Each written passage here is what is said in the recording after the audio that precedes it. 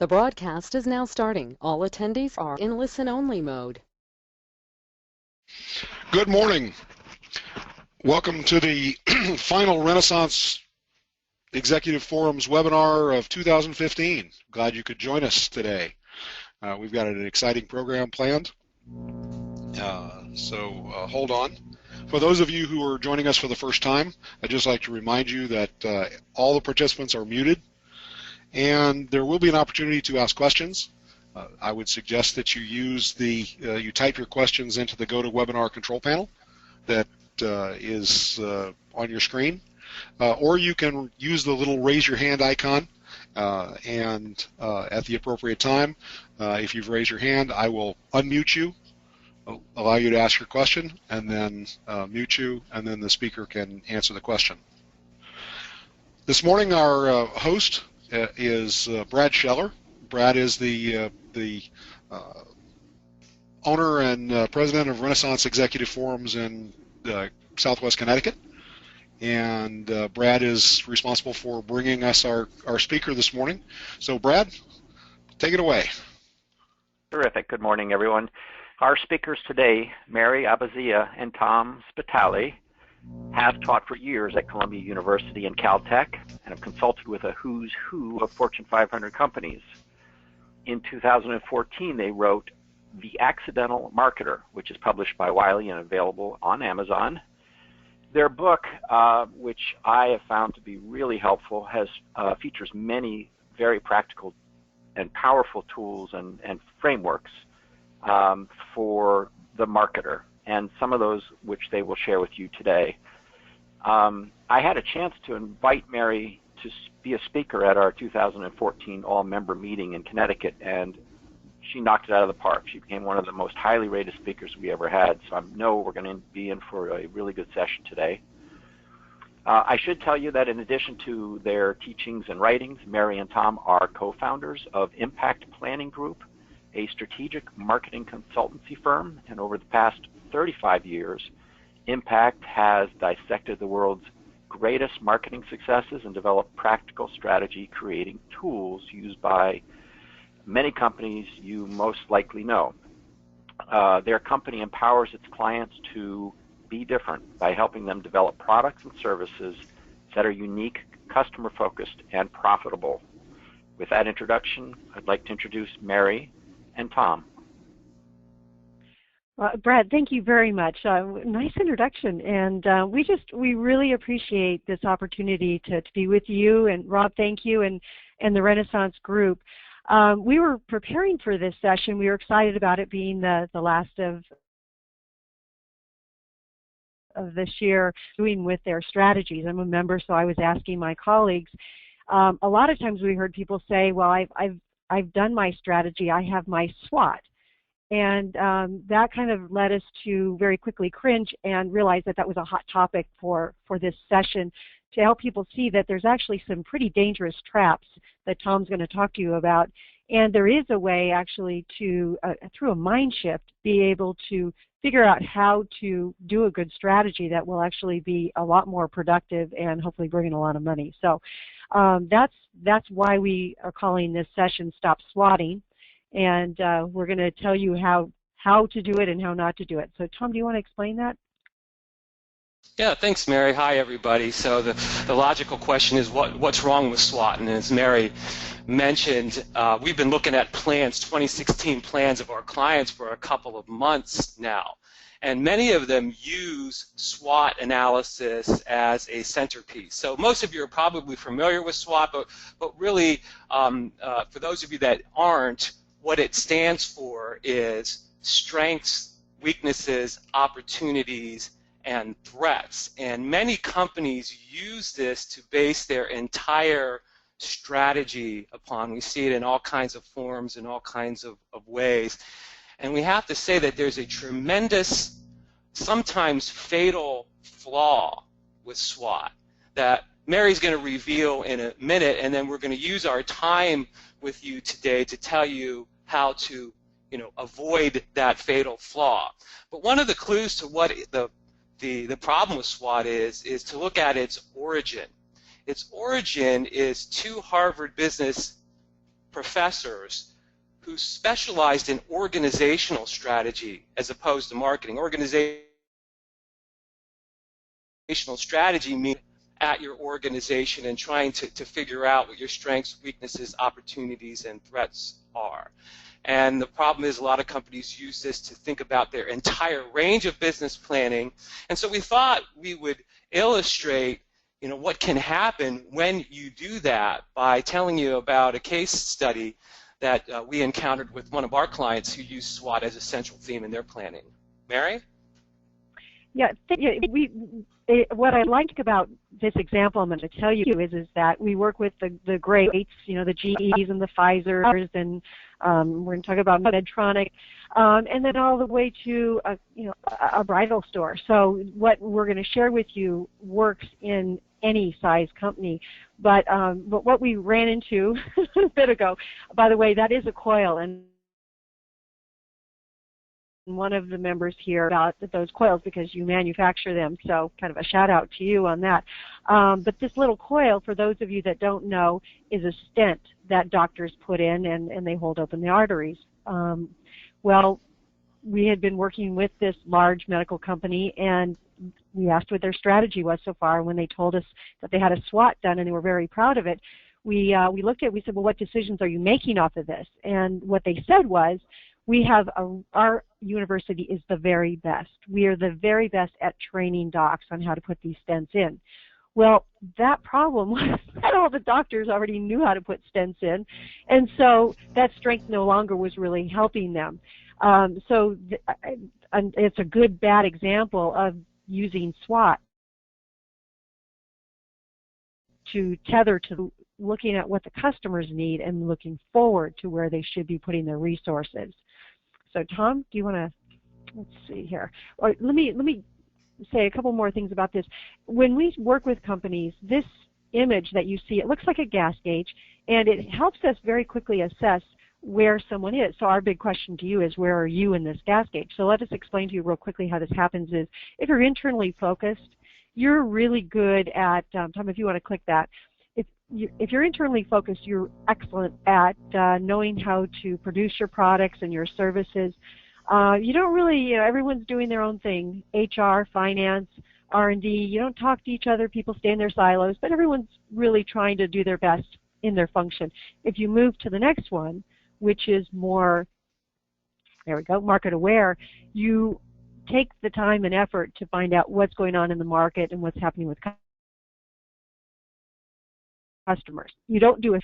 The next one, however, is where you start to be responsive, market-driven. You take the time to talk to your customers, and you go back and you talk to your people, and you come up with a way to address those needs.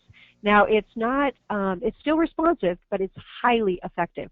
If you're really, really going for the hitting it out of the park, you go to the next one, which is market driving. Market driving, you don't invent needs, but you're really good at figuring out what those needs are, and you're out ahead of the game, really providing things that customers will eventually realize that they need more and more of. So our question to you when you think about this is, where are you in this gas gauge? And we have kind of a quick way of looking at that, which Tom is going to take you through the quiz now. Yeah, so before we get into the content, let's just see where you are. We're going to put a quiz in front of you that you're going to be able to calibrate and tell us how central is the customer in your 2016 business plans. You have 4 options there, A being what 2016 business plan, but B is completely internally focused, to C, we're more competitive focused than customer focused, and D is, take a second and just tell us where you sit as of today, and we'll take a look at the results and then move into more of the content.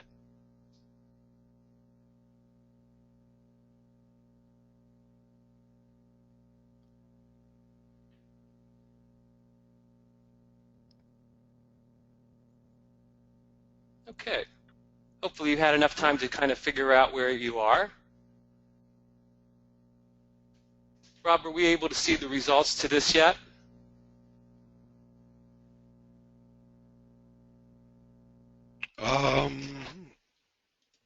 There Oh, we there go. it is. Thank you. Right, let's see what we got here.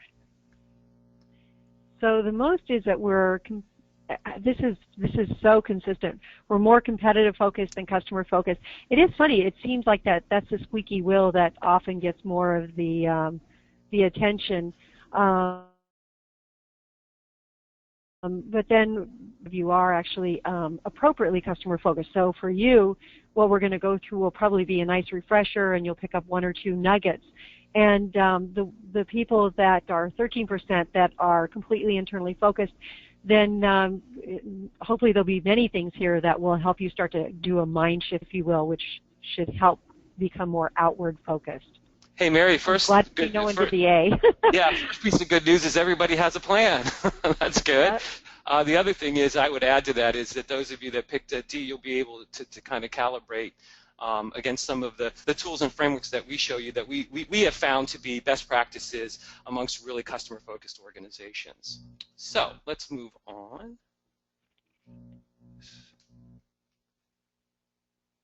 Mary? Yes. So this is so based on what we have mentioned so far, we're going to really try to help you figure out fast, easy ways to get to what the customer really wants. You know, it's easy to have a conversation, but how do you have a deep conversation? There are some simple ways to do that. And then the next thing that we're going to do is based on what you're hearing, you might need to change the rules of the game in your favor. And so we'll show you how to calibrate, but then to say these are the areas that you can actually pivot on and be able to really start to address those customer needs and change the game in your market space. And then how do you actually come up with something that's tangible to provide to those customers, the value proposition, which hopefully is profitable to you as well. So this is our points, and we're going to take you through some tools and frameworks to address these. Yep, so we've got a couple of iconic pieces here that'll show you each part of the three parts of the presentation. Finding out what customers really want is first, evaluating your ability to win is second, building profitable value propositions is third. They all depend upon each other, but of course we're going to start out with finding out what customers really want. And the emphasis is on the word really. Because it's not as simple when you're trying to figure out what customers want and become more customer-centric in your business plan and your value proposition. Some companies think it's just as simple as talking to more customers. But in times of great technological change, that is a little bit more difficult. If we look back to when we had the technological shift from horses to cars. That was a big technological shift. You had people like Henry Ford saying if I had asked people what they wanted, they would have said faster horses. Or you look at some of the famous led innovations, and he was notorious for saying I don't ask customers what they want, I try to anticipate what they need.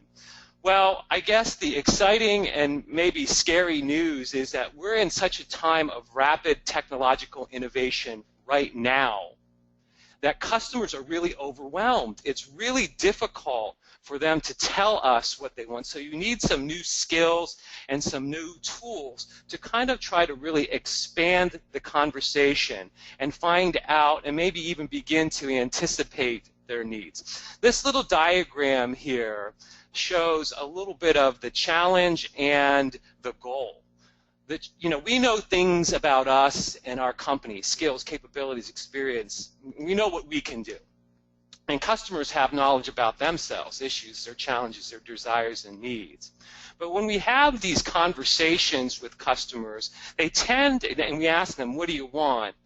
Because customers are so overwhelmed, they seem to revert to what we call cabbage, or commonly accepted benefits, things that we already knew that they had needs around, and things we can do very little to differentiate ourselves on, things like lower prices or better, faster availability or better service. We call that cabbage. And what's really important is to expand that conversation so you can have a way of talking to customers and uncovering needs that pushes these circles closer together. So you begin to understand and anticipate their needs in a way that can allow proposition that is different, that is unique, that doesn't have to be the lowest price all the time. So we have a specific tool. It's called the benefits ladder that Mary's going to talk to you about next, that is very helpful in beginning to push these circles together and uncover a little bit more about customer needs that moves beyond this cabbage zone. So this ladder, it looks pretty simple, and yet it's probably one of the most powerful tools that when we work with clients, they say, wow, I didn't think that way. And what it is the attributes. Go ahead, see what the attributes are. They're the physical characteristics. Those are the things that you build into the offer. That's what you spend money on, the attributes. The benefits are, however, what the customer is really trying to accomplish. A lot of times people say, what job is the customer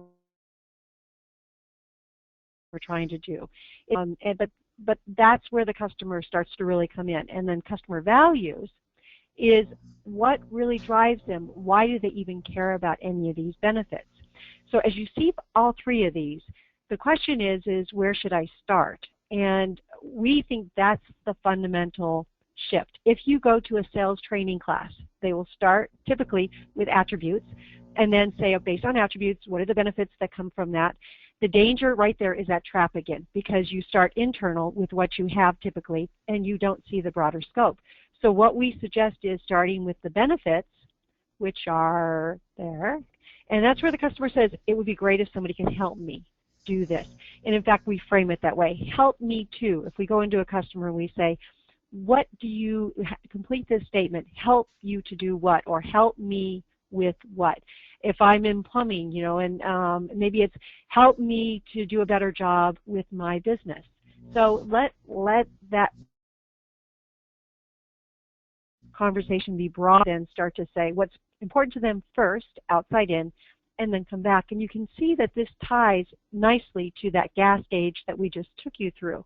If you're in the attribute trap in the bottom, you're probably on that left side of the gas gauge.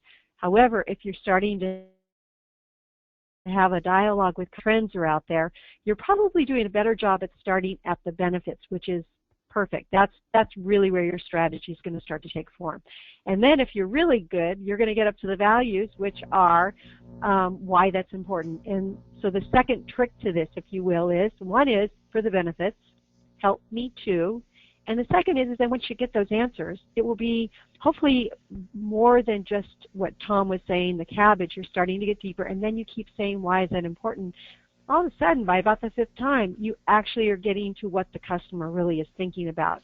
And frankly, sometimes they don't even know. You have to help them uncover it at the same time. So this looks fairly simple. These elements are all important, but the order that you do them in is to do the benefits, the values, and then you go back and solve for it with the attributes afterwards.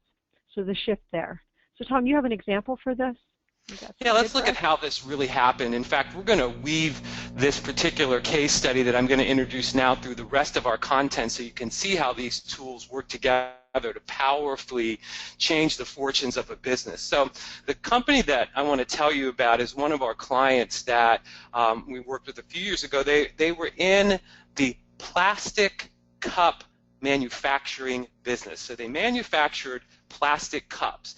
And one of the important customers that they had was the convenience store industry. They sold a lot of these plastic cups to the 7-Elevens and independent convenience stores, and of course you see these, utilized at the fountain in the middle of these stores. The other thing that I want to tell you about this business is that it was headquartered, and the plant was in a small town in the United States. And the entrepreneur that had started this business and built it to success was kind of a hero in that town because he employed, a significant percentage of the town's population in the plant.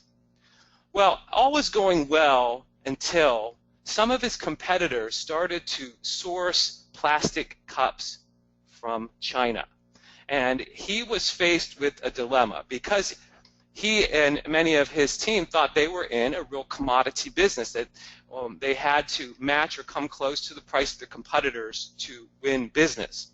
So the dilemma was, does he do as his competitors are doing and source plastic cups from China and maybe lay off a significant amount of the hometown folks to whom he was a hero to, or does he find another way? The beginning of the journey to differentiating in a way other than price for this company was started by getting beyond this cabbage trap of what customers say they want. If you ask the customer in this business, in the convenience store business, what they want out of a plastic cup, typically they're going to say, we want best price, we want low prices, we want durability, convenience for our customers. They really can't think about much more, because oftentimes the question is, what are you seeking when you buy plastic cups as the purchaser of a convenience store? But by really beginning to expand the inquiry, as Mary just told you, asking questions like, what benefits are you seeking from plastic cups, and what are you trying to achieve in your business, and why is that important? The dialogue got expanded. What this company began to discover as they were talking to customers was that the plastic cups were actually vital in helping with promotions that increase excitement in the mundane world of convenience store shopping, gaining repeat business and customer loyalty, and making business easier and more efficient for the convenience store operator.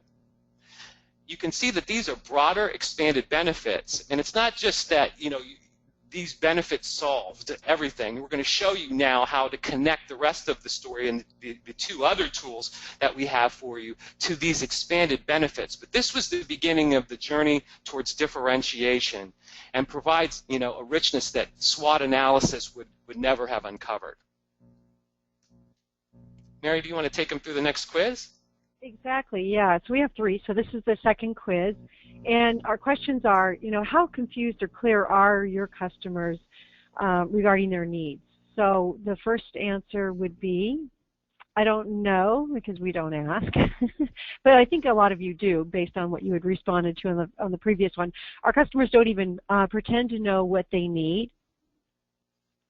The third C would be, our customers pretend they know what they want, but they are clearly confused. And then the fourth option for you is, our customers know exactly what they want.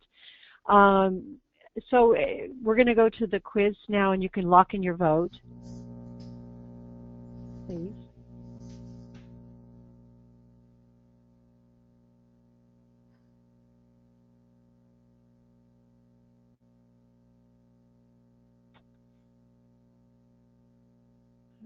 Okay, we need music or something. All right, let's close the polls and see what we have here.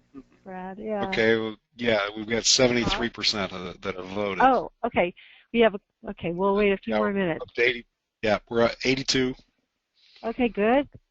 Come on, folks. About this one Lock in your votes. Thank you for doing that. This helps us really kind of gauge where you guys are. Close it. Okay. And there's the results.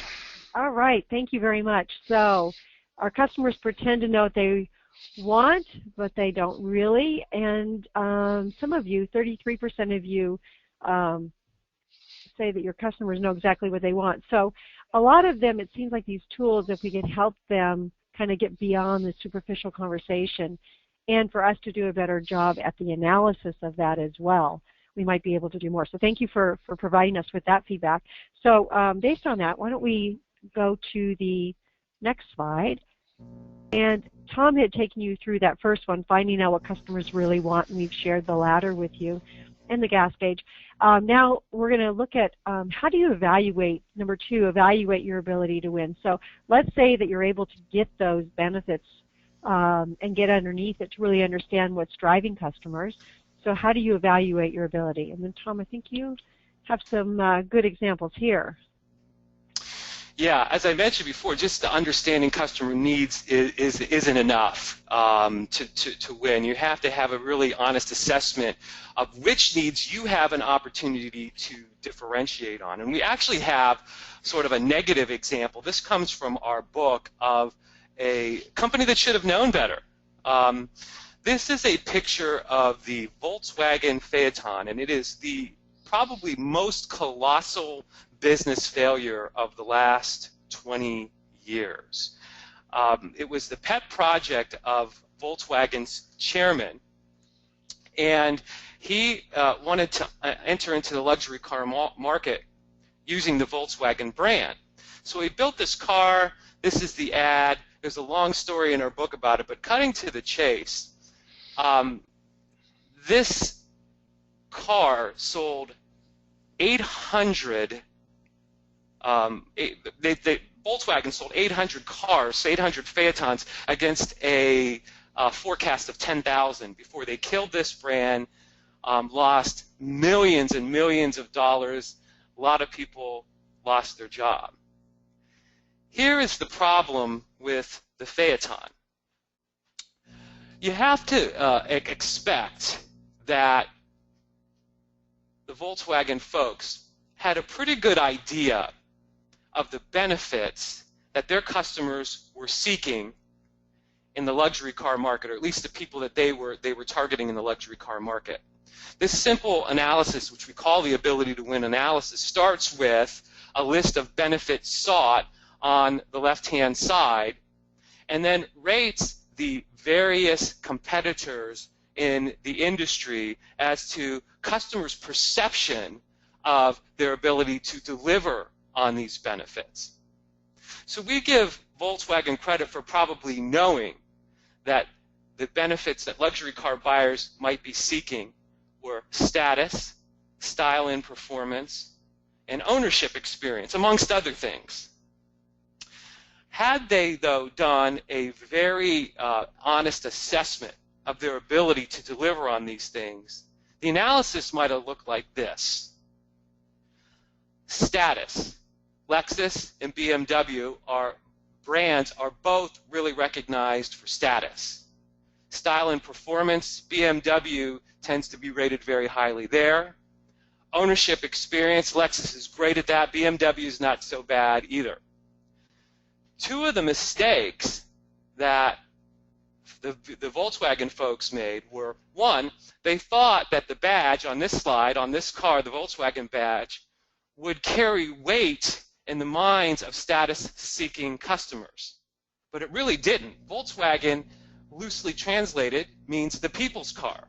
And people that want to buy a luxury car really don't rate the Volkswagen badge as something that bestows status. Another mistake that Volkswagen made was that they lumped the Phaeton into the dealerships with the other Volkswagen brands, so the ownership experience wasn't separate and exclusive. So even though you may have a broad or a pretty wide-ranging understanding of customers' benefits sought, you also have to do analysis on your ability to deliver on those benefits sought. And look for opportunities to differentiate yourself, of which, by the way, it looks like VW Phaeton was doomed from the beginning. There really wasn't one area in these three benefits where they could have an advantage over their two main competitors. So, Mary, can you take them through the third quiz? Yeah, exactly. Yeah. So this is our last quiz. We have the third one is now more about your market space. So what we're trying to assess how commoditized your industry is, and the options on this one are, let's see, good. Our industry is and always been about price. I bet a lot of people have heard that. We are having to cut price more and more often now.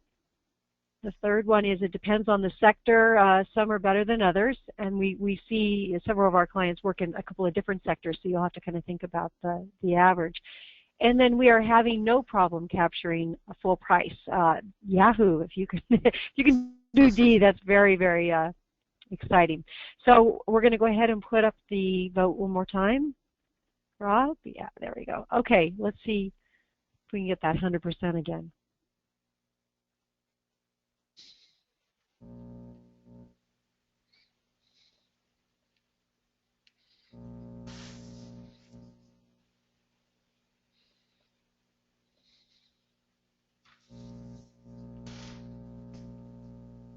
How's your gauge doing there, Rob?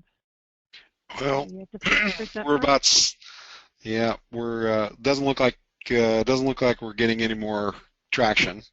So let's go ahead and close the. Oh, there we go.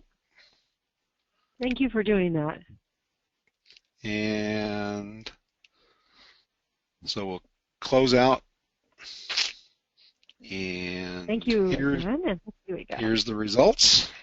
Okay, so the biggest one is it depends on the sector. So some of you are working in different sectors, which hopefully you're able to spend more time in the ones where they see the value for you. We have 11% for the always and about price and about not having a problem. Wow. So 11% of you that answered that you don't have a problem capturing full price. You guys should do this next webinar. That's really good. And then we are having... We need case studies for our next book, Mary. Yeah, exactly. And then, of course, the 22% we're having to cut price more and more. That makes sense. What I like then is that you have options in your business to focus in some areas and frankly, not or very little in some of the other sectors. So what you do with this analysis with those different sectors. So I think most of you would agree that the plastic cup business from our earlier example is a commodity business with a lot of pricing pressure. So here is an ability to compete analysis for our plastic, put as my client in this analysis, based on what you might call the cabbage benefits that were uncovered in the previous example. My question to you as you look at this is, what was their opportunity to differentiate? Think about that for a minute. Should they differentiate on best price, durability, convenience for customers? This is rhetorical. We won't subject you to any more quizzes. But it's kind of a trick question, because the answer is there really isn't any opportunity to differentiate here. In many cases, these cabbage benefits that we talked about earlier just don't give you an opportunity to differentiate because they're rated on things that you've been fighting out in your industry probably for a long time. Things like price, things like durability, things like convenience for customers. But using the two tools that we've showed you together, first the benefits ladder and expanding the dialogue, and then this ability to win, comes together as follows. When you move into the benefits that we were talking about earlier for our plastic cup manufacturer, the opportunities to increase traffic, gain repeat business, make business easier and more efficient, what you will find is often there isn't a lot of competition going on. There's not a lot of competitors really addressing those benefits.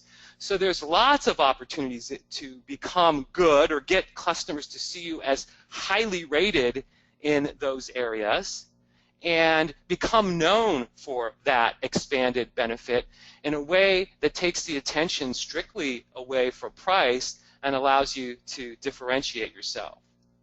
So as we move into the third part, we'll start to talk about the end of this story and how this particular client of ours actually used the gain repeat business, this middle benefit, to differentiate themselves and decommoditize the plastic cup business a bit. Mary? Yeah, to do that, so just to make sure that you see where you are here in this map that we have.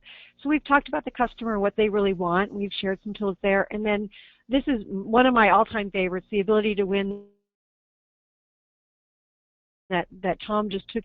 You know, you can make it so rich. The more information you have coming from the customer about their needs and everything you need in one place to make a great decision on what you need to improve on and what you can be different or really focus on. So it really is the right way to populate a SWOT, if you will, on the back end.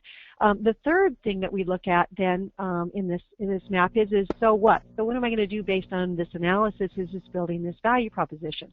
So let's look at this. Now, again, one more trap. of this whole product is to just focus on the core product. So if you're a service, it's, you've got the core service in the middle. When I worked in the Bay Area for a long time with, cool, high-tech, hot products. And the trap that many of these products got into was that they fell in love with their own product, and they did not expand and think about pretty much the total experience, the total offering. And so you can only hold on so long to the core. It becomes the ante, or what you have to play the game at some point. So what you need to look at beyond that is, as you're thinking about, in Tom's example of gaining repeat businesses, it's not just about the plastic cup, but it's the things that surround it. It's the packaging at Starbucks. If you think about that, their core product is the coffee. But really what most of us go to, the coffee is consistent. It's consistently okay. But what we like is that we can walk in and their processes are there. They get us in, they get us out. The surroundings, they were one of the first actually to have hear music. So you could listen to music before you bought it. And then the services, if you're in Kuala Lumpur and you can't get wireless, you can walk into a Starbucks and voila, you get nice internet service. So they offer the service as the third thing. And then, so it's the intangible. It's the things a lot of times around it, but often that's really where you can differentiate a lot more. And then the last is the information and consulting. And in Starbucks' case, they'll tell you how to even brew a good cup of coffee at home. And for a lot of your businesses, this is probably key because you know your customers, you know their spaces, you know the trends. So being able to add value, my guess is the people that said that they can capture full value, you do this in your sleep. You think about the information and how to really guide your customers. And it surrounds the product, but it really is a lot more than that. It's the full offering. So based on that, Tom, how are you going to give us the punchline of your plastic cups then? What did they do? Yeah, so let's see what they ultimately did with their value proposition. So as you remember, they expanded the benefits sought conversation to move beyond cabbage, and did an ability to compete analysis against the expanded benefits to see where they could differentiate themselves. And what was going on in the convenience store industry at the time was a significant amount of new competition in the industry. And so convenience store operators were particularly concerned about this middle benefit, gaining repeat business. And the company, the plastic cup manufacturer, as they started to think about how can we make a whole product offering that really speaks to this gain repeat business and differentiate ourselves, realized a couple of things. One thing that was significant to them was that they realized they had a tremendous history of convenience store promotions that had been run using their plastic cups and drink promotions. And they had all this rich data about what had worked against which target audience, against which time of year and which demographic, and how these promotions had helped to cross-sell other items in the convenience store itself. And so they realized that they had not really leveraged that other than anecdotally in the heads of salespeople. So they used the whole product to do a couple of things. They didn't really change much about their core product or their augmented product, but what they did with the services was they created something that they called the Promotions Optimizer that helps C-stores design promotions in a customized way. So they took all this anecdotal knowledge they had about successful promotions, they put it into a database, and they created an application, which is easy to do these days, that had the C-store buyers just put a couple of key inputs in. Like, what do you want to promote, what time of year, what demographic, and it would spit out 2 or 3 custom promotions that had worked in the past for other convenience store operators in the company's database. Beyond that, they used this information and consulting layer to really say, if convenience stores are really into gaining repeat business, maybe we can help them to understand how important loyalty and repeat business really is, so they know how much they can spend on it to create promotions that get customers coming back, all year long. So they did a little bit of research, and they created a loyalty calculator that allowed the convenience stores to understand what is the cost of attrition and what's the upside to getting more repeat business. And so some of the things that they did kind of look like this. The promotion began on that outer ring, that information and consulting ring, where they started to talk about what the average C-store was throwing away in revenues from not promoting loyalty enough. And they used this to gain conversations with customers, and then when they got to see the customers, they used this other piece, the loyalty optimizer, the promotions tool, to do and create these customized promotions. This had the impact of switching the dialogue about plastic cups with convenience stores. It used to be about price, it used to be about durability and convenience, all this cabbage stuff that was really placing a lot of pricing pressure on the company. Now the dialogue shifted, and the dialogue began to be more about loyalty and how can you use plastic cups and promotions to drive loyalty in your business, and it really somewhat decommoditized the pressure on this company, allowed them to maintain full employment in their plant, and caused them to not to have to source from China and lay off significant people. So it was a significant success story. But I think the key here is that had they relied on something like SWOT, an internal analysis that says what are the strengths, weaknesses, opportunities, and threats in their company, they probably would have never come up with this strategy. But by expanding the dialogue, looking at their ability to win, and using the whole product to design a value proposition, they were able to decommoditize themselves significantly. So Mary, do you want to wrap up? Yeah, let me kind of we'll give you the 3 points on kind of the take home, and then we need to open this up and answer people's questions. So as you think about finding out what customers really want, we showed you the ladder, and to start with the benefits. And when you start with the benefits, it is always about help me too. What does the customer say? Help me too. Automatically get to the benefits. And then you want to go deeper is the witty rule. Why is this important? Witty. Why is this important? So some of the other things that we found very valuable, in fact, a biotech company just really, they're just phenomenal. They did a card sort. They're doing it in England and in the U.S., and I think they're going to do some other areas. And the salespeople have just a short stack of cards that they go in and they ask customers, can you take a few minutes and sort these to, what's the most important to you and least important to you, and have a little bit of a dialogue. Of course, customers can write in a couple more cards if something's missing. But it's very fast, and they record those answers, and we're able to actually do a segmentation based on the priorities on those. So a card sort, you can use Post-it notes. It doesn't have to be fancy, but we on our website, The Accidental Marketer, you'll see it. You can see a video of us explaining how that's actually done. Tom did that in Vietnam, and so we call it the Vietnam card sort. We've done it everywhere, but if it can work in Vietnam, it can work anywhere. So check that out if that sounds like something that might be interesting to you. Advisory boards are always key, and there are members in my group that actually are already using some of their customers or people that know the industry to be advisors, and that seems to help get outside in a bit more. And then our friend Brian Matamore has wrote several books on innovation, and one of our favorites is called The Worst Idea.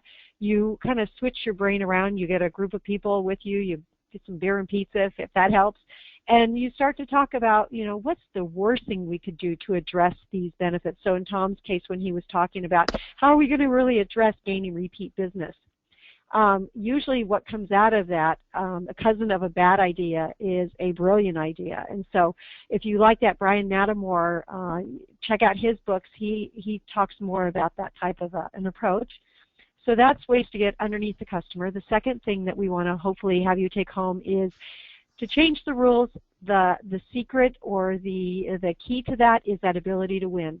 The more that reflects customers' needs and their perceptions, then you can go back and take that and populate your SWOT with what your strengths and weaknesses are. But now it's tied to what the customer needs are and not what your internal perceptions are. So that's ability to win is important, and do it often and whenever you get a chance to update it. The third one is with the value propositions that we've described, you might want to check out our book if you want. It's on Amazon.com, and then also our website, The Accidental Marketer.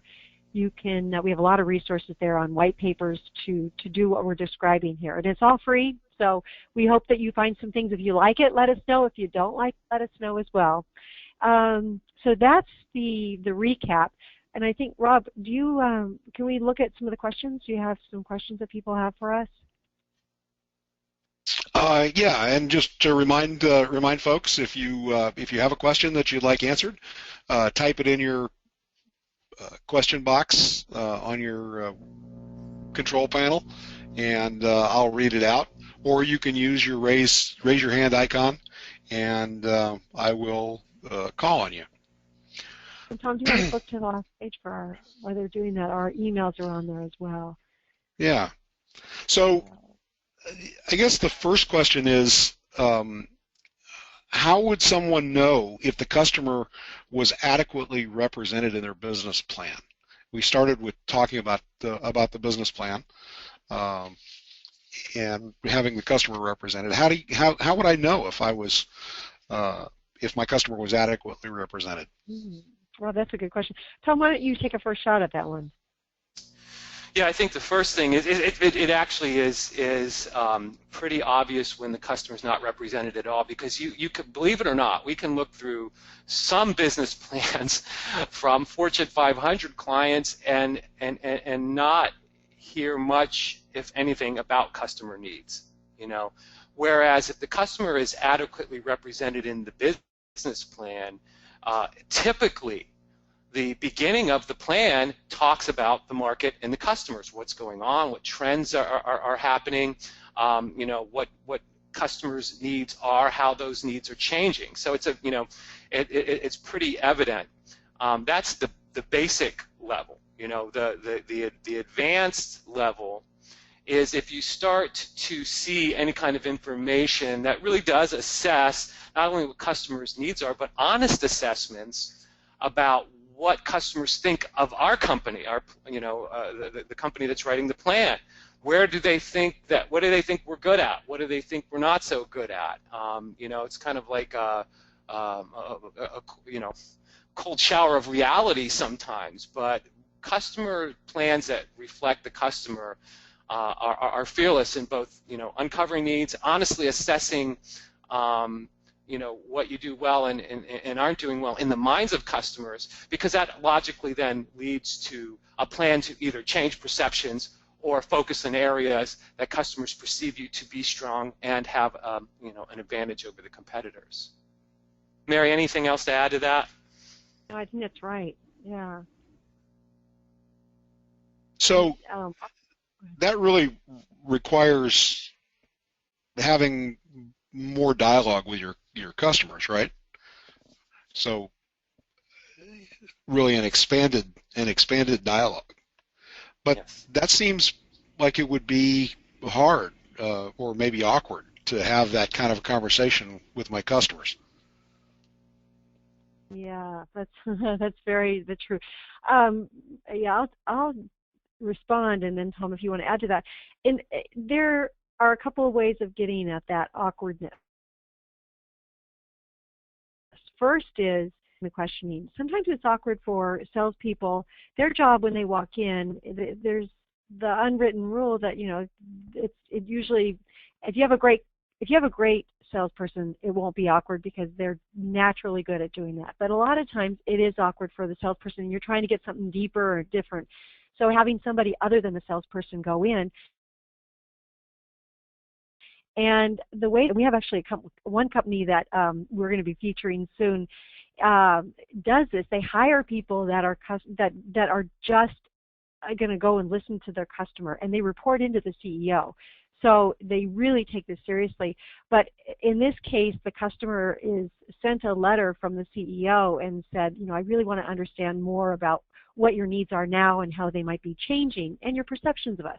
Very light letter. The person then, one of the people that is going to go out and meet with the customer, schedules the appointment, goes in person, and explains that we really are trying to go on a fact-finding mission. I'm not trying to sell you a thing. I just really want to listen. And that's having that as kind of the preface allows you to pretty much use the ability to compete frame to say, let's first talk about your needs and what's more important or less important. You can use a card sort for that if that is appropriate in that type of a setting. And then, what are your perceptions? Who else would you consider buying, if you're in plumbing, who else would you consider buying plumbing products from? And so your customer tells you, and then say, how well do each of us do at addressing those needs? So you have a structure to it, but the way it's framed, I think, starts to open the customer up and takes them off the defense and helps them realize that, you're in it together. Tom, do you want to add to that? Two additional things to add to what you're saying, Mary. One is start slow. Yeah, it is a little bit awkward to have these kind of conversations, and if you have to have it, if you can't, get a third party like the best practice that Mary is describing, it's important to kind of allow your sales folks to sort of wade into. Just maybe start with one question that, as a organization, you say, we're going to ask at the end of completing our business.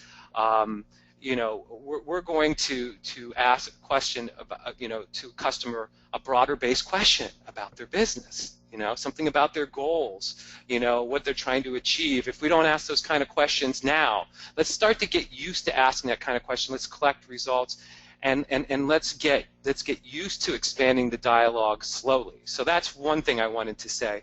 The other thing I wanted to say is the impression that most of our clients and their sales folks have is that customers are going to resist, and it's totally the opposite. Customers love to talk about that, and who doesn't? Everybody loves to talk about themselves. And when you begin to show interest beyond, your typical business and couch it and say, I just want to know about this so we can figure out innovative ways to help you, customers absolutely love it. So I'll give one more shout out to our Vietnam card sort. It's also available on our YouTube channel. So if you go to YouTube and type in Vietnam card sort, you'll see our 5-minute video on how to sort of use this very, very simple technique that we first tried in rural Vietnam, and it worked like a charm. And we thought, well, if it's going to work here, it's going to work everywhere, and it does. So I would say, check out that resource if you're interested in really expanding the dialogue with your customers. So what about if the customer is much more sophisticated and they've got gatekeepers? So, for example, the supply chain group, and they're really firmly entrenched in the cabbage. How do you get past them? Great question. Mary, you want to go first? Go ahead, and I'll follow. Okay. Well, what we have found, and we deal with this all the time, what we have found is that you need to think about every member of the influence chain sort of separately, especially in complex B2B sales. And so you need to sort of isolate the purchaser and think about the purchaser's needs. They tend to be needs than maybe the C-suite or the actual user of the item in question, and you need to think about their needs beyond price, because obviously they're always the ones that are pushing you the most on price, but they have other needs too. Purchasers, you ask yourself, why did a purchaser become a purchaser? They have some emotional needs around power. Right? They have other evaluation criteria besides price, and so you can begin to ask them, okay, we understand that we've got to be really competitive on price, and that's really important. Let's talk about what are some of the other things that are part of your evaluation criteria besides price, and do use some of the same tools that we have talked about here today. And these purchasers will have some answers to those things. Again, price will be overwhelmingly important, but your goal is to get beyond that and find 2, 3, 4 other items that you can maybe build a value proposition, a differentiated value proposition around, so that you don't have to have the lowest price for for every situation just to win. Mary, anything to add to that? Yeah, I think so. And when sometimes we're fortunate enough that we're able to call a meeting where the gatekeeper's in there, but they allow, if you will, if it's a purchasing type of a person, but there's a scientist or a researcher and a marketer maybe involved, we're able to have a sit down with them and do the card sort as a group. And what happens there is really cool, is to see who kind of grabs the cards are sorted, then who says, oh, you got it wrong, and they resort it. That's the dynamics that are occurring in the business as well. So leveraging the relationships you have with other people that to help the gatekeeper really understand the value. It's tough, but when it does happen, it's really effective. Great. Time for one last question, and this has to do with the VW Phaeton example. Brad put out the thing, why wouldn't VW use the Audi brand? That's a great question. But yes. But so obviously they got the ability to win information wrong. So how can you gather that ability to win information more accurately so you aren't sort of drinking your own Kool-Aid? Yeah, they didn't ask their customers. Yeah, go ahead, Mary. I'm sorry. Go ahead. Yeah, well, I mean, the first is just right within the context of that question is, if they're they clearly didn't care about the ability to win, or maybe they were just on the S and the W of SWOT. They were just, our strengths are, and it was so internally focused. And in the book, it really becomes scary, real, that they love customers, of course, because they needed them to buy the product, but they weren't part of the equation like many of the other companies that we see. So even just to think about doing an ability to compete or ability to win starts you down the right path. And then you can do it qualitatively, where you just ask a few customers. We have a lot of trade shows. People start to say, would you mind answering a few questions for us? All the way to using bulletin boards, which it's an online bulletin board. You can survey customers like a focus group, but you can do it in a lot of locations, and we actually have information on that it's easy, inexpensive, and you can actually quantify how to populate that ability to win. Tom? Yeah, the quick thing I'll add is that high, medium, and low that's in the ability to compete ratings has to come from the customers. If you ask yourself how would a Volkswagen said they rated on the ability to deliver status using the Volkswagen brand, they would have said high. But the exit interviews after they killed the Phaeton brand, they had a representative quote from people who considered the Phaeton and didn't buy it. And the representative quote was, "I didn't want my neighbors to think I couldn't afford a BMW." So you have to ask yourself, is that a high, medium, or low as to an ability to deliver status? It's actually a low. Volkswagen thought they were a high, and therein lies the trick with the ability to compete. It has to come from the perception of the customer when you rate the benefits sought. Great. Well, Mary and Tom, thank you for a very informative webinar. I've got a whole page of notes here, so I hope everybody else listening did as well. I just want to remind folks that the recording of the webinar will be posted on the Renaissance Executive Forum's Resource Center very shortly, and we also have a PDF version that you can download and use to inform your own planning. On the screen, you see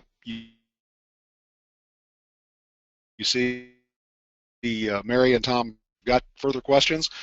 Please contact them directly. And Brad, thank you for bringing Mary and Tom to us today. And with that, will end our 2015 monthly webinar series. We invite you to come back in January, on January 28th, for the first of our 2016 monthly webinar series, and we will see you then. In the meantime, I hope everybody has a happy holiday season.